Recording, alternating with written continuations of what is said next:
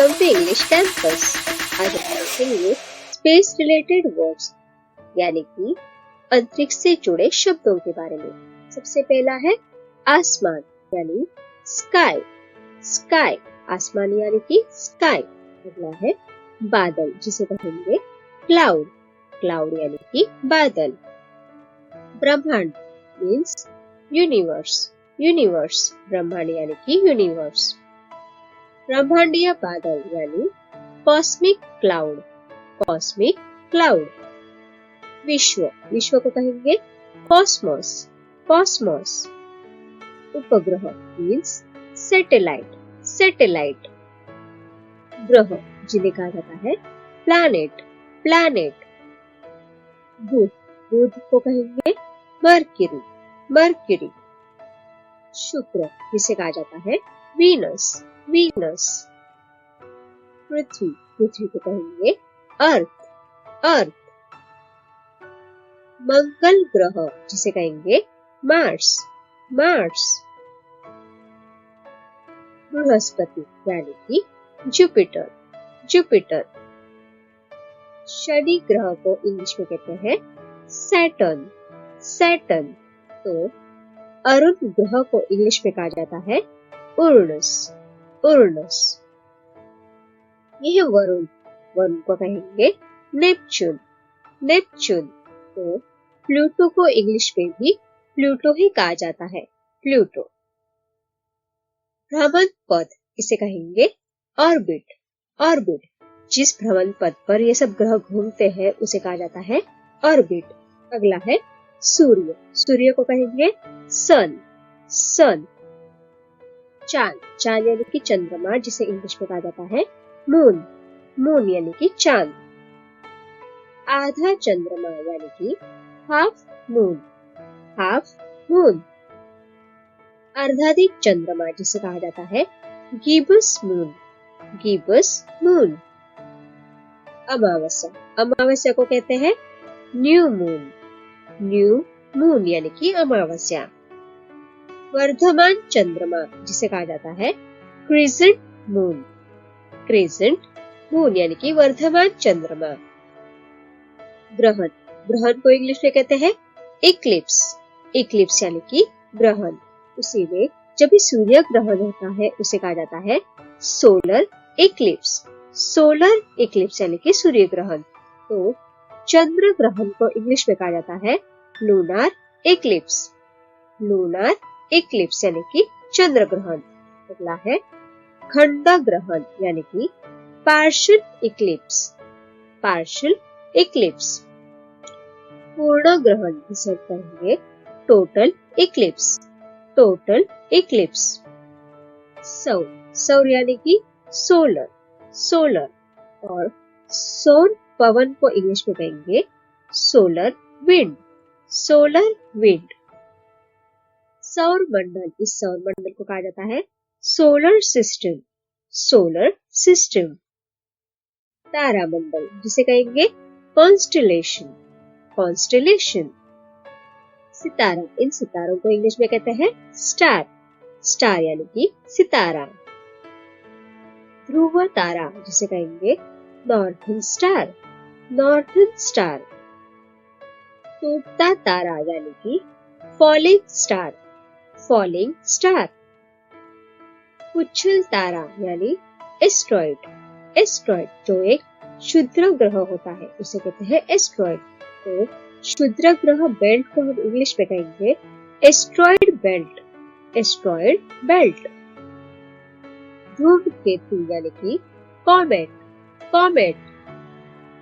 तारों का प्रकाश जिसे कहा जाता है स्टारलाइट। स्टारलाइट।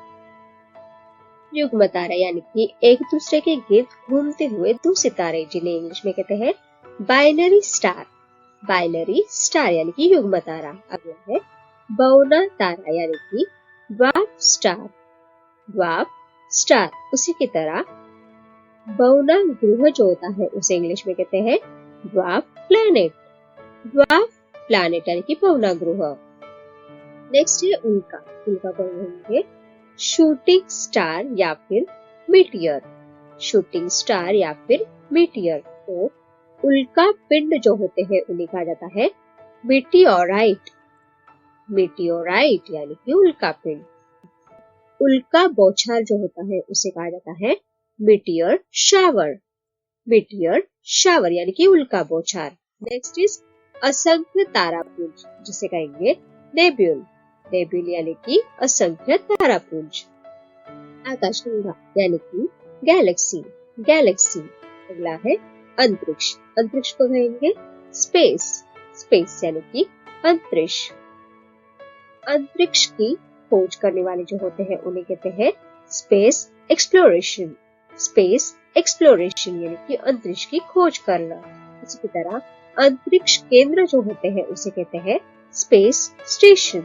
Space station. और जो अंतरिक्ष यात्री होते हैं यानी कि वहां पे जाके जो यात्रा करते हैं, वहां पे जाके जो खोज करते हैं, उन अंतरिक्ष यात्री को कहेंगे एस्ट्रोनॉट या फिर कॉस्मोनॉट। एस्ट्रोनॉट या फिर कॉस्मोनॉट। गुरुत्वाकर्षण जिसे इंग्लिश में कहते हैं ग्रेविटी। ग्रेविटी यानी कि गुरुत्वाकर्षण। अगला है ये ज्वालामुखी वीवर, जिसे इंग्लिश में कहा जाता है क्रेटर। क्रेटर यानी कि ज्वालामुखी वीवर यानी कि ज्वालामुखी पहाड़ का मुंह। यह दूसरे ग्रह का जीव, जिसे हम कहते हैं एलियन। एलियन यानी कि दूसरे ग्रह का जीव। इसे कहते हैं अभिनव तारा यानी कि सुपरनोवा। सुपरनोवा किसी तारे के भयंकर विस्फोट को सुपरनोवा यानी कि अभिनव तारा कहा जाता है। कृष्णा वीवर यानी कि ब्लैक होल। Black hole. कृष्णा वीवर के चारों ओर घटना क्षितिज नामक एक सीमा होती है, जिसमें वस्तु गिर सकती है पर बाहर नहीं आ सकती। इसे कृष्ण इसके लिए कहा जाता है क्योंकि इसके ऊपर पड़ने वाले सारे प्रकार को ये अवशोषित करता है, शोषित करता है, खुद में कुछ भी परावर्तित नहीं करता। इसलिए इसे ब्लैक होल यानी कि कृष्ण वीवर कहा जाता है। नेक्स्ट इज अक्षीय झुकाव यानी कि एक्साइल टिल्ट। Exile tilt. उड़न तश्तरी जिसे कहेंगे यूएफओ। यूएफओ यानी कि उड़न तश्तरी। Next is rocket. रॉकेट को कहते हैं रॉकेट। रॉकेट। अंतरिक्ष जहाज जिसे कहेंगे स्पेस शिप। Space ship. उसी की तरह अंतरिक्ष यान को हम कहेंगे स्पेस क्राफ्ट। Space craft. यह उपग्रह डिश यानी कि सैटेलाइट डिश। Satellite dish. वेधशाला जिसे कहा जाता है ऑब्जर्वेटरी। ऑब्जर्वेटरी यानी कि वेधशाला। दूरबीन। दूरबीन को कहते हैं टेलीस्कोप। टेलीस्कोप यानी कि दूरबीन। यह कृत्रिम उपग्रह यानी कि artificial satellite. Artificial satellite. Next is खगोल विज्ञानी, जिन्हें कहा जाता है एस्ट्रोनॉमर। एस्ट्रोनॉमर यानी कि खगोल विज्ञानी। वायुमंडल जिसे इंग्लिश में कहते हैं एटमॉस्फेयर। एटमॉस्फेयर यानी कि वायुमंडल। और लास्ट है ये अस्ट्रोनॉमर यानी कि अरोरा। अरोरा ये रमणीय दीप्तिमय छटा है जो ध्रुव क्षेत्रों के वायुमंडल के ऊपरी भाग में दिखाई देती है। और इसकी विशेषता ये है कि ये आसमान में प्राकृतिक रंग जैसे कि हरा, लाल, पीला या सफेद रोशनी का प्रदर्शन करता है। इसलिए हम इसे कहते हैं अरोरा यानी कि अस्रोदय। Thanks for watching. Please do like, share and subscribe to my channel. Thank you.